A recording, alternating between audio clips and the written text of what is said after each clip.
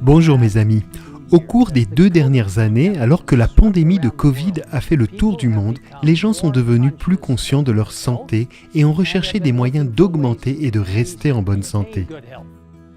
Malheureusement, la maladie et la mort font partie de la vie dans ce monde déchu et à moins que le Seigneur ne revienne de notre vivant, ce que j'espère et prie, nous serons tous confrontés à la mort un jour. Cependant, Jésus a prononcé le bel et merveilleux encouragement suivant en Jean 10, verset 10. Le voleur ne vient que pour voler, égorger et détruire. Moi, je suis venu afin que les brebis aient la vie et qu'elle l'ait en abondance. Jésus n'aspire pas seulement à nous donner la vie éternelle, mais aussi à nous donner une vie abondante ici sur terre. Le tout premier chapitre du magnifique livre Le ministère de la guérison, écrit par Ellen White, s'ouvre avec ces mots. Notre Seigneur Jésus est venu en ce monde comme le serviteur inlassable des besoins de l'homme. Il a pris nos infirmités et il s'est chargé de nos maladies afin de pouvoir répondre à chaque besoin de l'humanité. Il est venu ôter le fardeau de la maladie, de la misère et du péché, restaurer totalement l'homme, telle était sa mission. Il vint pour lui rendre la bonté, la paix et la perfection du caractère.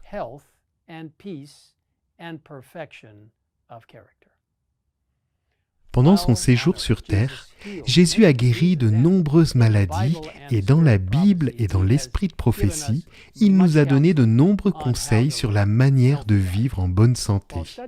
Bien que des études aient montré que les adventistes du 7e jour ont tendance à vivre au moins 7 ans de plus que la population moyenne, nous ne nous efforçons pas seulement d'obtenir la quantité d'années, mais aussi la qualité. Nous recherchons cette vie abondante que le Christ est venu donner, non seulement pour nous-mêmes, mais pour que nous puissions accomplir le travail qu'il nous a appelés à faire. Ainsi, dans les prochaines minutes, nous allons passer rapidement en revue certaines des habitudes saines que Dieu nous a données à travers ses écrits inspirés. Lorsque nous pensons à la santé, il est important de se rappeler que Dieu nous a créés en tant qu'êtres holistiques. L'esprit, le corps et l'âme sont interdépendants et la façon dont nous traitons l'un d'entre eux affecte tous les autres. Avoir un esprit clair, par exemple, nous aide à avoir un corps sain. C'est pourquoi on nous dit de nous tenir à l'écart des substances nocives comme l'alcool, le tabac, les drogues illicites et la caféine. Malheureusement, de nombreuses personnes aiment boire des boissons contenant de la caféine pour soulager à court terme la fatigue ou la somnolence, mais cela ne résout pas le problème de la fatigue. En fait, cela peut entraîner ou aggraver d'autres problèmes de santé comme l'anxiété, la dépression, l'insomnie, l'agitation, l'ostéoporose, les maux de tête, etc.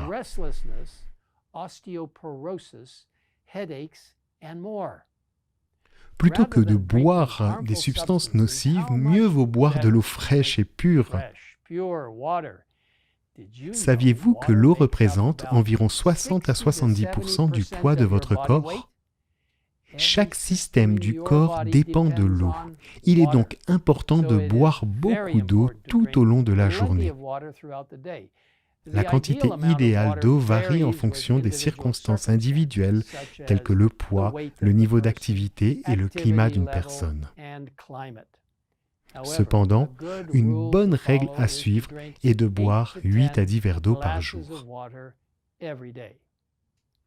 L'exercice, de préférence au soleil en plein air, est l'une des choses les plus importantes que nous puissions faire pour être et rester en bonne santé.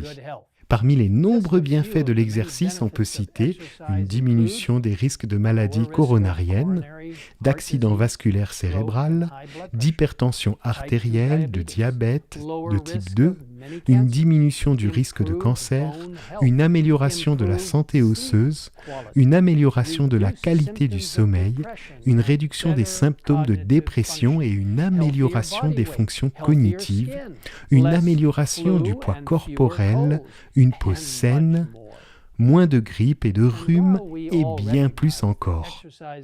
Si nous reconnaissons tous l'importance de l'exercice, il est parfois difficile de l'intégrer dans nos vies chargées. Une chose que j'aime faire est de marcher le matin tout en écoutant du matériel inspiré comme la Bible ou l'Esprit de prophétie. Vous savez, il est important de trouver un type d'exercice que l'on aime faire, puis d'essayer de le faire à la même heure chaque jour. Mais pour que cela soit vraiment bénéfique, je vous encourage à mener une vie active en incorporant autant de mouvements que possible tout au long de la journée. Les aliments que nous ingérons ont un impact considérable sur notre santé globale. La Bible encourage un régime équilibré à base de plantes, composé de céréales, de fruits, de noix, de légumes et de légumineuses. De nombreuses études confirment qu'un régime à base de plantes est beaucoup plus sain et plus sûr que la consommation de viande.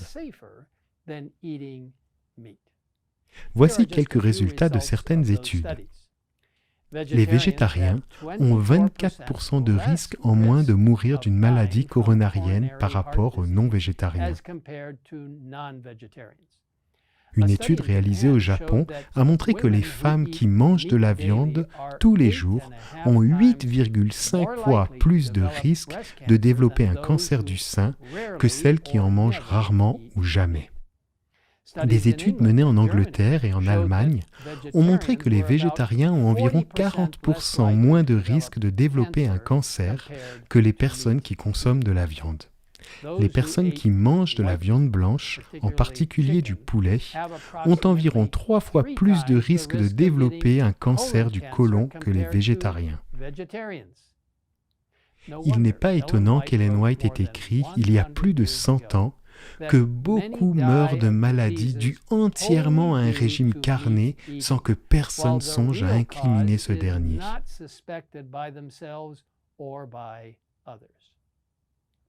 Mes amis, je veux vous encourager, si vous ne l'avez pas encore fait,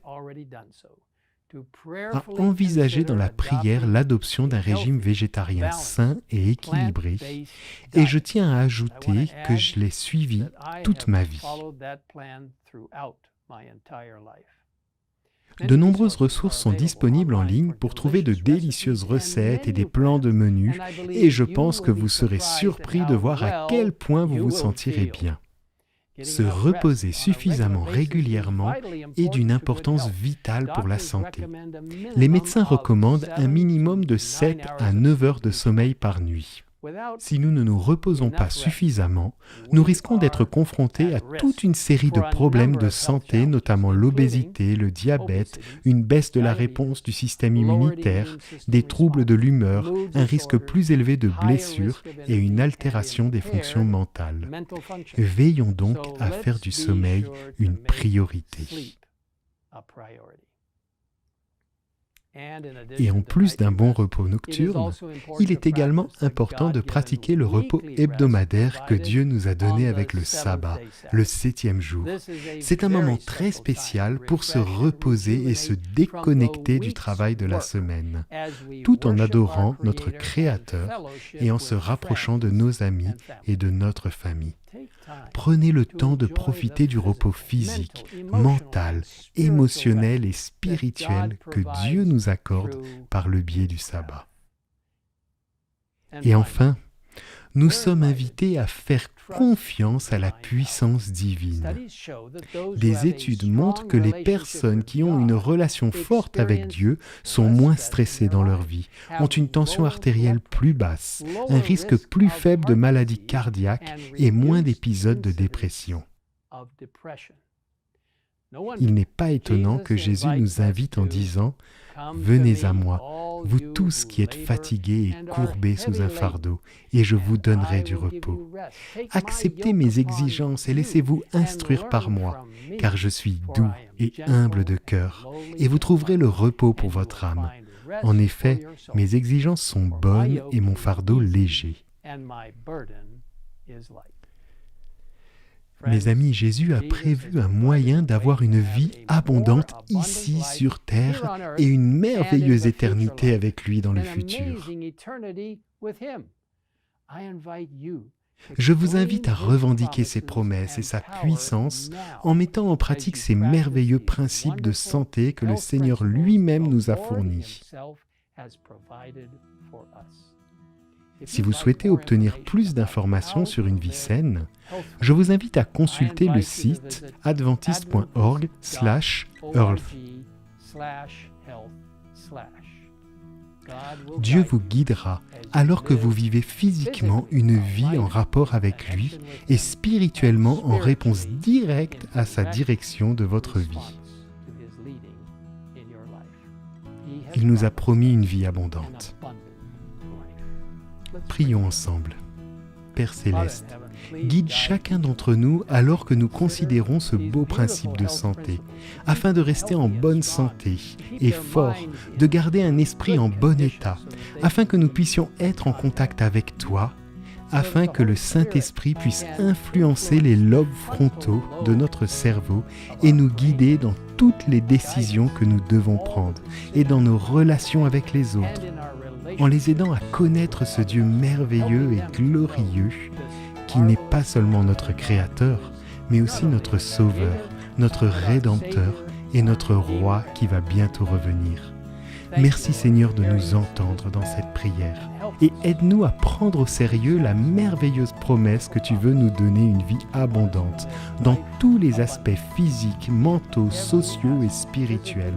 Nous demandons tout cela au nom de notre puissant Sauveur, notre Créateur, notre Maître, notre Médecin et Roi qui revient bientôt, Jésus-Christ. Amen. Amen.